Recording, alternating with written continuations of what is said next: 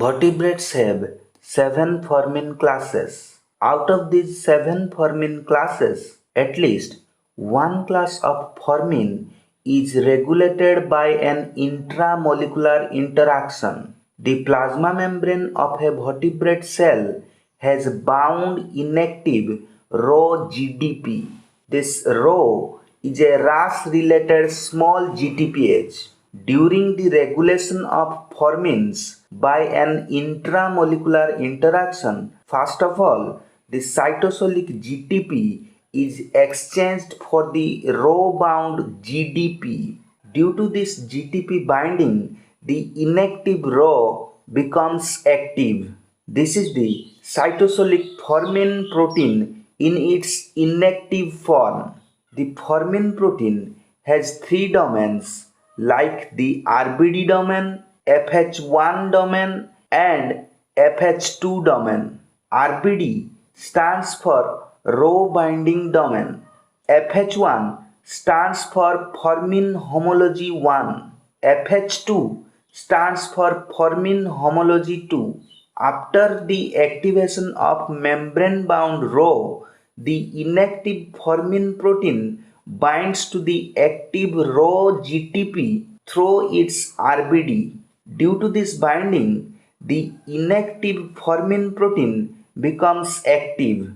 This is the rho GTP bound formin protein in its active conformation. Due to this activation of formin protein, the FH2 domain is exposed. The FH2 domain helps in the formation of actin filament or actin polymer. This actin filament or actin polymer has a negative end and a growing positive end. The formin protein has an FH1 domain adjacent to the FH2 domain. The FH1 domain is rich in proline residues. The cytosolic profilin ATP actins then bind to the proline rich FH1 domain. Due to this binding, local concentration of profilin ATP actin increases. The profilin ATP actins are then provided to the FH2 domain. The actins in the profilin ATP actins are then added to the growing positive end of the actin filament or actin polymer. Normally, the dimer of formin proteins nucleates actin assembly. Now, important points.